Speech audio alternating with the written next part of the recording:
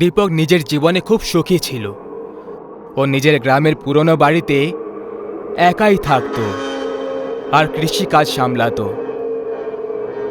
জীবনটা ওর হিসেব মতোই কাটছিল, কিন্তু তখনই ওর গভীর সদমা লাগলো এটা জেনে যে ওর জীবনে এখন আর কয়েকটা দিনই বেঁচে আছে। ওর একটা রোগ আছে যেটা 3rd স্টেজে পৌঁছে গেছে, আর এখন বলতে গেলে ওর কাছে আর 1 মাসই বেঁচে রয়েছে।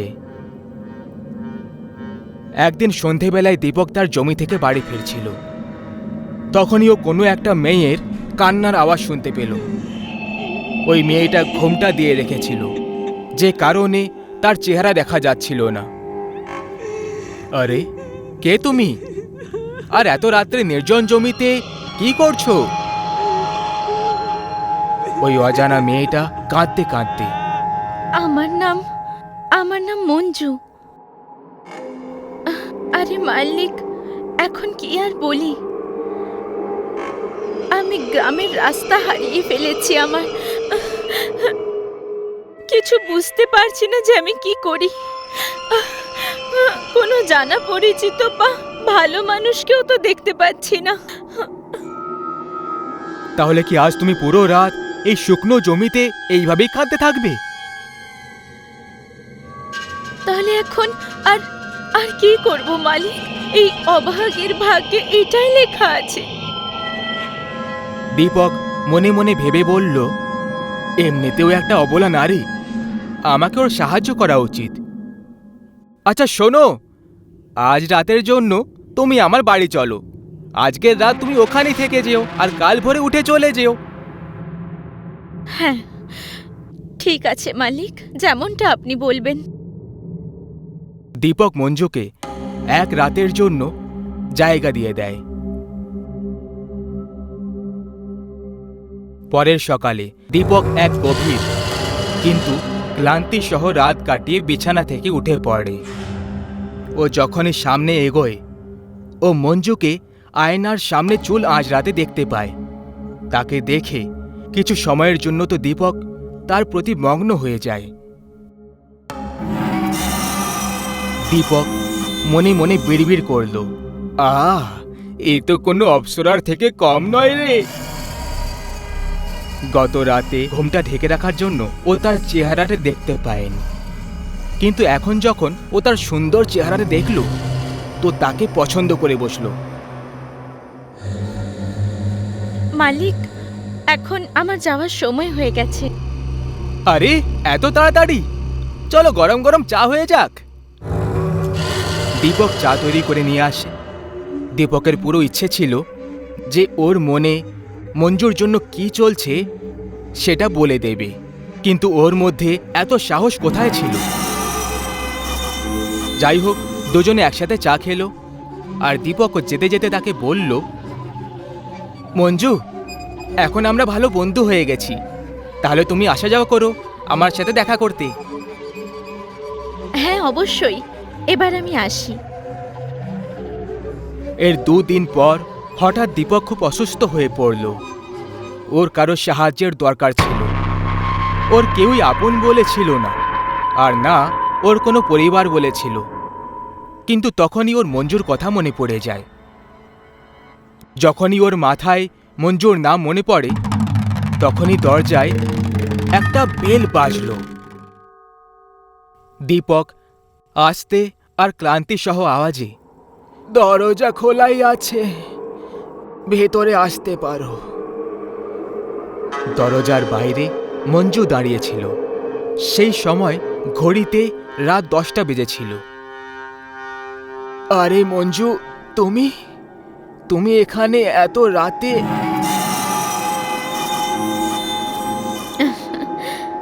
আপনি আমাকে মনে করলেন আর আমি হাজির। চলুন এইসব বাদ দিন, আমি আপনাকে এক্ষুনি ঠিক করে দেব। না মঞ্জু, এখন তো ডাক্তারও বলে দিয়েছে আমাকে বাঁচানো যাবে না। এখন ব্যাস কয়েক সপ্তাহের মধ্যে আমি মরে যাব। আরে না, শুভ কথা বলুন। আমি বললাম তো, শুধু আমাকে 2 দিন সময় দিন, আমি আপনাকে একেবারে সুস্থ করে দেব। সেই রাতে মঞ্জু দীপককে গরম পট্টি লাগিয়ে সেঁক দেয়, আর দীপকেরও কখন যে ঘুম ধরে গেল ও জানতেই পারল না। পরের দিন সকাল হলো, তখন মঞ্জু আগে থেকে উঠে জেগেছিল আর দীপকের জন্য চা তৈরি করে নিয়ে আসলো। সেদিন পুরো দিন মঞ্জু দীপকের পুরো জোর লাগিয়ে দেখাশোনা করছিল আর কিছু হার্বাল ওষুধও দিল। আজকের রাতে দুজনে একই বিছানায় বিশ্রাম করছিল। দীপক নিজের ওপর নিয়ন্ত্রণ করতে পারেনি আর গিয়ে মঞ্জুকে জড়িয়ে ধরল। মঞ্জুও যেন দীপকের সাথে খুব বেশি শান্তি পাচ্ছিল। দুজনে সেই রাতে খুব ইন্টিমেট হলো, একদম স্বামী স্ত্রীর মতো। যাই হোক, সেটা আলাদা ব্যাপার যে সে বিবাহিত ছিল না। মঞ্জু ও দীপকের প্রেমে পাগল ছিল, সেও নিজেকে থামাতে পারেনি। পরের দিনে যখন দীপকের ঘুম ভাঙল, তখন ওর খুবই ভালো অনুভব হচ্ছিল। ওর কোনো রকম জ্বর, যন্ত্রণা বা অসুস্থতার সংকেত একদম দেখতে পাওয়া যাচ্ছিল না। ও মঞ্জুকে ডাক দিতে শুরু করলো, কিন্তু মঞ্জুকে ও গোটা ঘরে কোথাও দেখতে পেল না। ও ভাবল যে লজ্জা পেয়ে চলে গেছে হয়তো, আবার অবশ্যই আসবে। কিন্তু সে নিজের দেওয়া কথা পুরো করেছে, যেটা সে বলেছিল যে সে দীপককে মাত্র 2 দিনের মধ্যে মৃত্যুর মুখ থেকে ফিরিয়ে আনবে। ও নিজের ডাক্তারের সঙ্গে দেখা করলো, আর এইবারে ওর হেলথ রিপোর্ট খুবই ভালো ছিল, ও একদম সেফ ছিল। এখন ও সেই মেয়েটার খোঁজ করতে লাগলো, কিন্তু সেই মেয়েটাকে মানে মঞ্জুকে ও কোথাও দেখতে পেল না। আজও এটা একটা গভীর রহস্য যে আসলে সেই মেয়েটা দীপকের কে ছিল, যে ওকে জীবন দিয়েছিল কিন্তু তারপর উধাও হয়ে গেল। কোথাও সে কেউ প্রেমে পড়া ডাইনি ছিল না তো?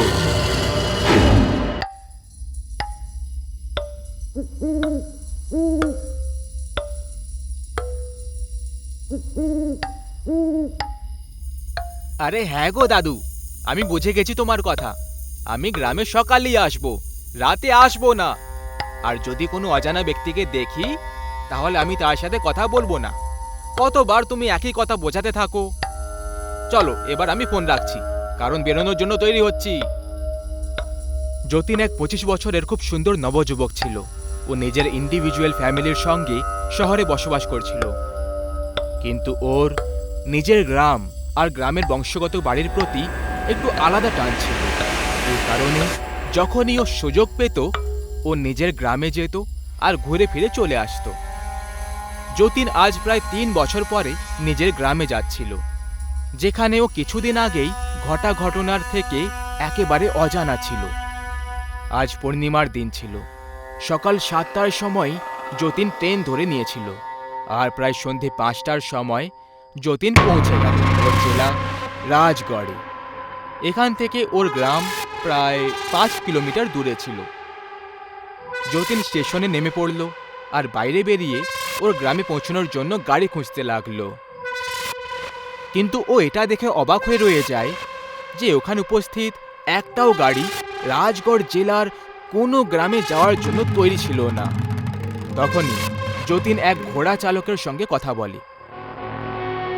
আরে ও দাদা, একটু শোনো এদিকে। এই তোমরা গ্রামে যাওয়ার জন্য কেন মানা করছো? কোনো ভূত প্রেত আছে নাকি ওখানে? আরে কোত্থেকে এসেছো ভাই? তুমি কি রাজগড়ের ওই 14টা গ্রামে ছড়ানো আতঙ্কের ব্যাপারে জানো না? তুমি কথা গোল গোল কেন ঘুরিয়ে বলছো বলো তো? পরিষ্কার করে বলো না, কি হয়েছিল? আরে দাদা, এই সময় তো ওই ঘটনার উল্লেখ করতেও ভয় লাগে। শুধু এটা ভেবে নাও যে আজকে পূর্ণিমার রাত। ওই সব গ্রাম ভেতর থেকে কবরস্থানের সমান, যে গ্রামগুলোর মাটিতে 1 পা রাখা মাত্রই তোমার মৃত্যুর গতি দ্রুত হয়ে যাবে। যেও না আজ ওখানে। এইটুকু কথা বলে ওই ঘোড়া চালক ঘাবড়ে গিয়ে ওখান থেকে চলে গেল। যতীন ওই ঘোড়া চালকের কথাগুলো বোঝার জন্য অনেক চেষ্টা করল। তারপর ও নিজেকে বলে উঠল, এই গ্রামবাসীদের কাজকর্ম বলে কিছু নেই, শুধু সবাইকে মশলা মাখাতে জানে। এদের তো মনে হয় যে আমরা শহরের লোকেরা এদের তৈরি গল্প গুজব শুনে ভয় পেয়ে যাব। যতীন নিজের মনে এটা বিড়বিড় করে আগে এগিয়ে চলল। ওর হাতে ওর একটা সুটকেস ছিল, যে কারণে যতীন কোনো গাড়ির সাহায্য ছাড়াই পায়ে হেঁটে গ্রামের দিকে এগিয়ে চলল। ওর রাস্তা ভয়ঙ্কর জঙ্গল দিয়ে পার করে যেতে হতো। যতীনের শুরুর কিছুটা সময় ভালোভাবেই কেটে গেল। ও সড়ক শেষ করে এখন গ্রামের জঙ্গলে প্রবেশ করছিল, আর তখনই ওর ফোনটা বেজে উঠল। ওহ ম্যান, আবার দাদু কল করছে। যতীন ওর দাদুর কল তুলল। যতীন খোকা, তুমি ঠিকঠাক আছো তো? আজকের রাতটা কোনো হোটেল বা লজে গিয়ে কাটিয়ে নিও। গ্রামে আসার দুঃসাহস একদম করো না, কারণ গ্রামে একটা খুবই মারাত্মক ডাইনি ঘুরে বেড়ায়। এই সুন্দর ছেলেদেরকে। ওর দাদু এইটুকু কথা বলেছিল, আর যতীনের ফোন ব্যাটারি লো হওয়ার কারণে বন্ধ হয়ে গেল। দাদু কি বলার চেষ্টা করছিল হবে?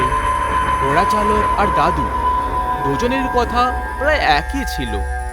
তাহলে সত্যি কোথাও না না, এখন শুধু একটা জঙ্গলই তো পার করতে হবে, তাড়াতাড়ি চলে যাব। যতীন নিজের গতি দ্রুত করে দিল।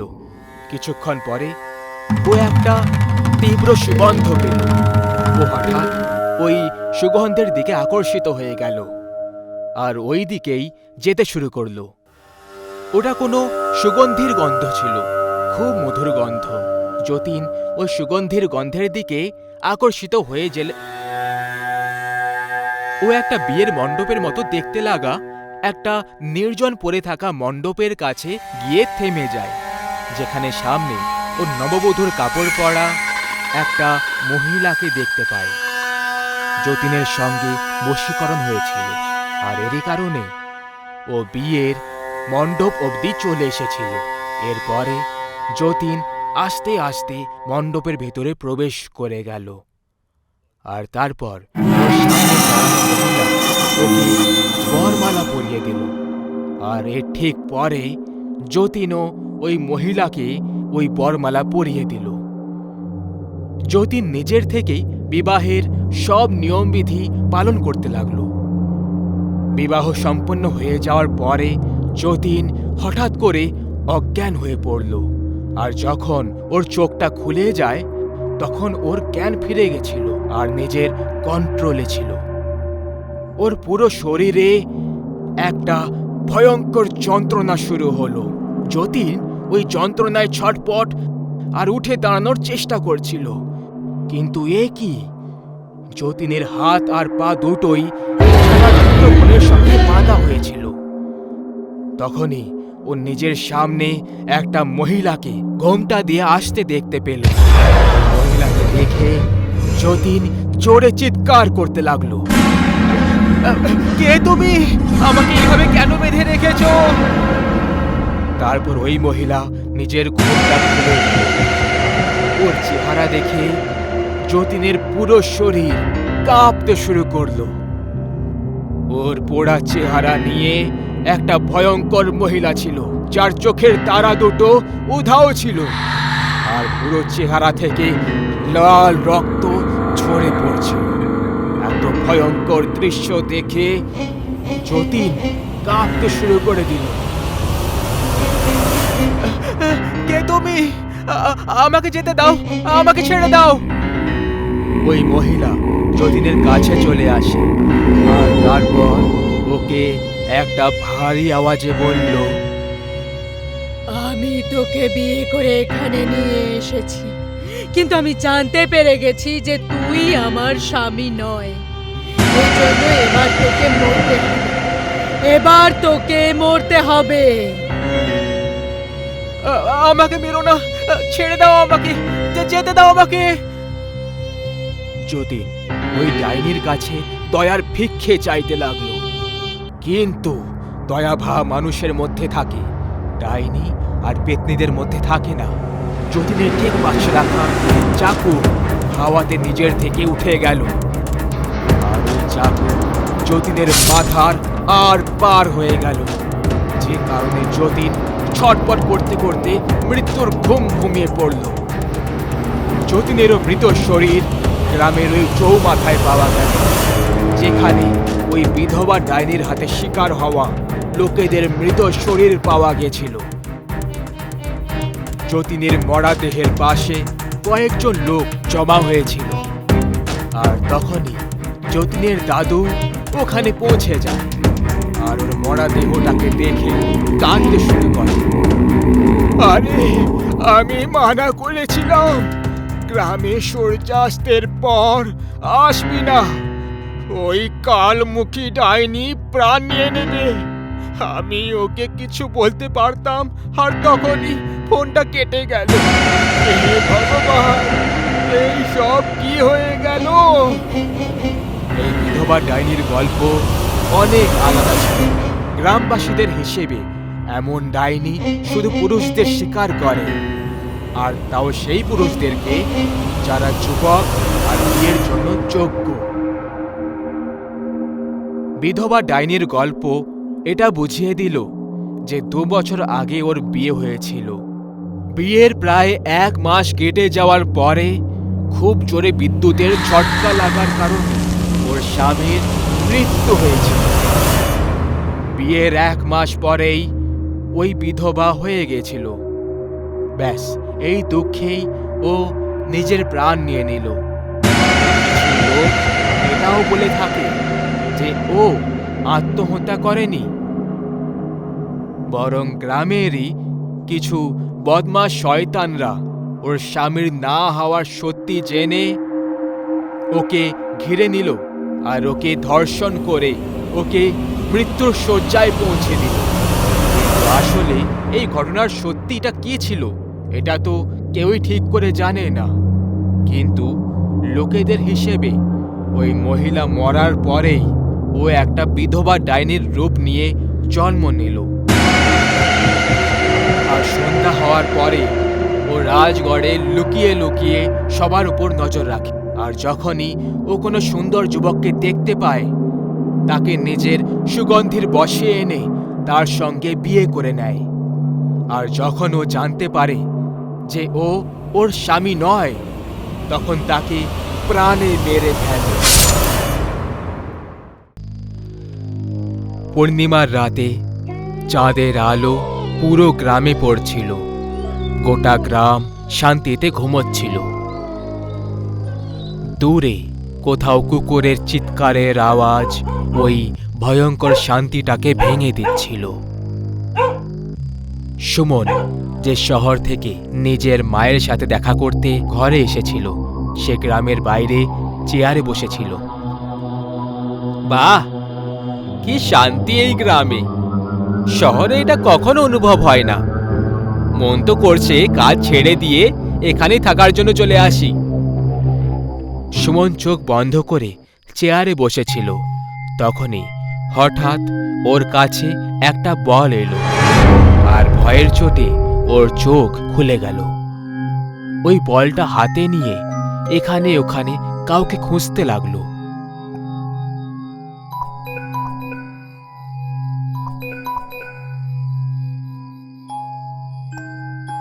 এত রাতে কে খেলছে এই বল দিয়ে? সুমন নিজের ঘরের দিকে যেতে লাগলো। তখনই ও পেছন থেকে কারোর আওয়াজ শুনতে পেল। ও ঘুরে তাকালো।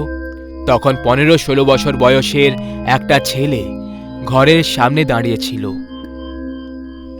ওই ছেলেটা দেখতে খুব সুন্দর ছিল। ওর নজর সুমনের হাতে যে বল ছিল তার উপর ছিল। সুমন ওই ছেলেটার দিকে এগোলো আর, আরে কে তুমি? আর এত রাতে এখানে কি করছো? ওই ছেলেটা কিছু উত্তর দিল না, শুধু ওই বলটার দিকে তাকিয়ে রইল। তোমায় এত রাতে এইভাবে একা বল নিয়ে খেলা উচিত নয়। কোথায় থাকো তুমি?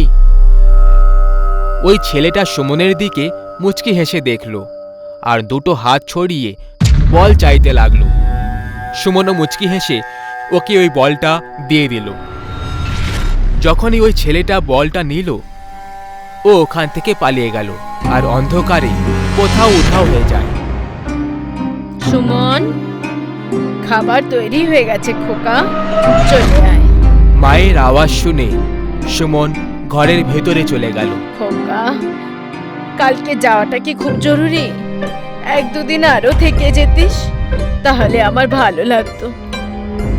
না মা, আমার যাওয়াটা খুব জরুরি, অনেক বেশি কাজ বাকি আছে, সকালে তাড়াতাড়ি উঠে চলে যাব। তখনই সুমনের কাছে ওর বসের ফোন এলো। Hello sir. সুমন, একটা আর্জেন্ট কাজ এসেছে, তোমাকে কালই অফিসে আসতে হবে। মা, একটা খারাপ খবর আছে, আমাকে আজ রাতেই বেরোতে হবে, খাবার খেয়ে চলে যাব। না, একদম না। দরকার হলে তুই কাল সকালে বেরিয়ে যাবি, কিন্তু আজ রাতে নয়। কিন্তু কেন মা? খোকা, আজ পূর্ণিমার শেষ রাত, আর আজ রাতে ওই ডাইনি মা ছেলে ঘুরে বেড়ায়। প্রত্যেক পূর্ণিমার শেষ রাতে একটা করে মানুষ গ্রাম থেকে উধাও হয়ে যায়। সেই জন্য অন্ধকার হওয়া মাত্রই ঘরের বাইরে কেউ বেরোয় না। আজকে যাস না খোকা। এরকম কিছু হয় না মা। খোকা, এটা সত্যি। কিছুদিন আগে তোর বন্ধু রাজু এইভাবেই উধাও হয়ে গেছিল। কেউ কিচ্ছু জানতে পারেনি যে সে কোথায় আছে। আমার কথা শোন খোকা, কাল সকালে উঠে চলে যাবি। হ্যাঁ? আমার কিছু হবে না মা, তুমি চিন্তা করো না। মায়ের কথাগুলো শুনে সুমন রাতেই শহরে যাওয়ার জন্য বেরিয়ে পড়ল। বাস স্টপ পাশে থাকার কারণে ও হেঁটে যাবে বলে ঠিক করল। সুমন নির্জন রাস্তায় একাই ভয় পেয়ে হেঁটে যাচ্ছিল। সুমন বাস স্টপে পৌঁছেই একটা কাঠের বেঞ্চে বসে পড়ল। দূর দূর অবধি কোনো মানুষকে দেখতে পাওয়া যাচ্ছিল না। ও ভয়ে ভয়ে বাসের অপেক্ষা করতে লাগলো। তখনই হঠাৎ সুমন পেছনে জঙ্গল থেকে কিছু নড়াচড়ার আওয়াজ শুনতে পায়। ও খুব ভয় পেয়ে গেল। কে তুমি? কে আছে ওখানে? বাইরে এসো। জঙ্গল থেকে সেই ছোট্ট ছেলেটা হাতে একটা বাক্স নিয়ে বাইরে এলো আর বেঞ্চে বসে পড়ল। তুমি তো সেই, তাই না? ওখানে কি করছিলে? আমার বল ওখানে চলে গেছিল, সেই জন্য আমি ওখানে গেছিলাম। আসুন, বসুন এখানে। সুমন ওর পাশে গিয়ে বসে পড়ল। তুমি একা থাকো নাকি কেউ আছে তোমার সঙ্গে?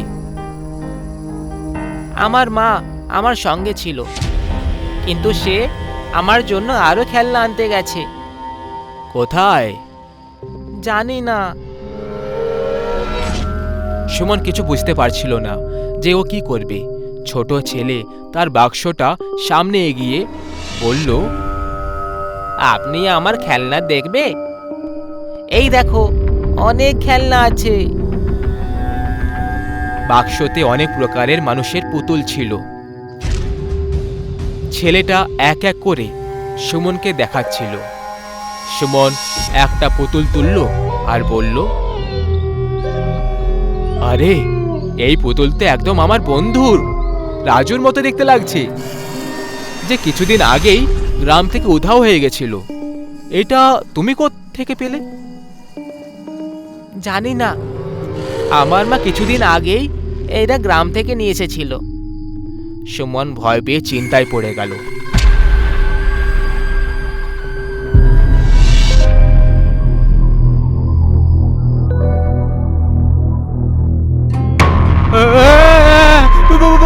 ভূত! সামনে একটা ডাইনি হাওয়ায় উড়ছিল। ওর রঙের জন্য খুব ভয়ঙ্কর দেখাচ্ছিল। মা, আমি আরো একটা খেলনা পেয়ে গেছি। ডাইনি খুব ভয়ঙ্কর ভাবে হাসতে লাগলো। দেখে ওর ছেলেটাও ভয়ঙ্কর আওয়াজে হাসতে লাগলো। সুমন ছেলেটার দিকে তাকালো আর ও আরো ভয় পেয়ে গেল। ওই ছেলেটার সুন্দর চেহারা এখন খুবই মারাত্মক মনে হচ্ছিল। ডাইনি নিজের হাত সুমনের মাথার উপর রেখে দেয় আর জোরে চিৎকার করে ওঠে। সুমনও জোরে জোরে কাঁদতে লাগলো। দ্রুত গতিতে হাওয়া চলতে লাগলো আর হঠাৎ সুমন উধাও হয়ে যায়, একটা পুতুলে পরিণত হয়। ডাইনির ছেলেটা ওই সুমনের পুতুলটাকে তুলে নেয় আর বাক্সে রেখে দেয়। ডাইনি নিজের বাচ্চাকে তুলে নিল আর হাসতে হাসতে চাঁদের দিকে চলে গেল।